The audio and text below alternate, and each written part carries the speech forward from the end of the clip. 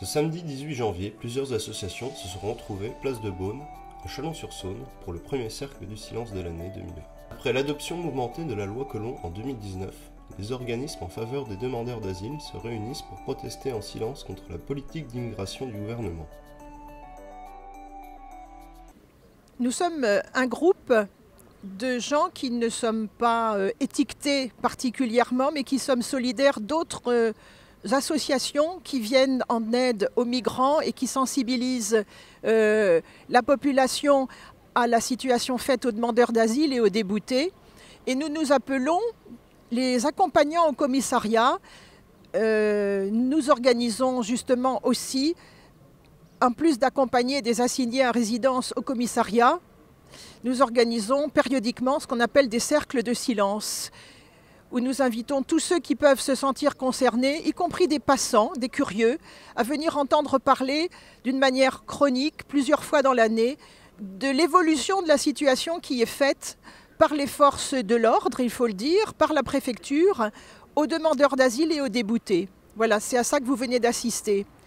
Et puisque vous me demandez de vous dire ce qui se passe aujourd'hui, c'est pas seulement là qu'il se passe quelque chose, c'est à quelques centaines de mètres, dans ce qu'on appelle le foyer Adoma.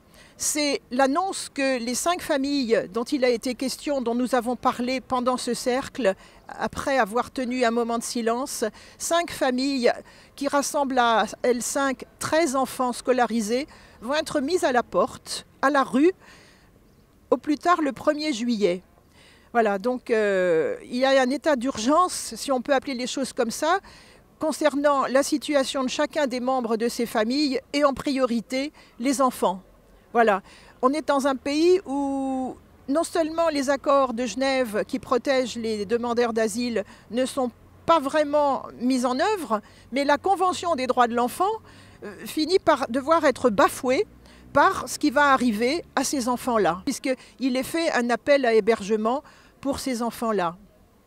Voilà. Ce qu'il faut savoir, c'est que de mois en mois, en s'appuyant sur la loi Collomb, ministre de l'Intérieur antérieur, il y a peu de temps là, les droits et, j'allais dire, les dispositions concernant les demandeurs d'asile sont de plus en plus terribles et de plus en plus répressives. On le voit quand on accompagne au commissariat des mères seules avec des enfants, quand on accompagne au commissariat assigné à résidence, bien sûr, hein, pour protéger, pour être avec eux. Voilà, on ne peut pas toujours les protéger de tout, on fait de notre mieux. Quand on voit des mineurs qui viennent d'avoir 18 ans et qui sont immédiatement assignés à résidence et obligés d'aller signer tous les matins, y compris le week-end, alors qu'ils sont apprentis, par exemple, qu'ils ont une promesse d'embauche, qu'ils doivent aller signer, comme on fait avec des délinquants dont on demande qu'ils viennent signer pour la sécurité du pays tous les matins. Voilà. On traite des gens qui ont demandé l'asile comme on traiterait des délinquants qui doivent aller signer au commissariat pour prouver qu'ils sont devenus inoffensifs.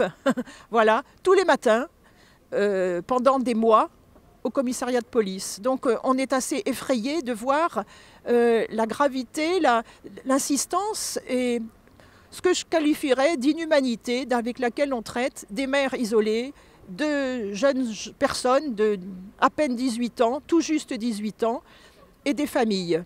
Voilà ce qu'on a à vous dire de plus urgent. Arrête. Un dernier cadeau, pourquoi pas. On va se le partager, ce dernier cadeau. Tu nous le partages, Françoise ?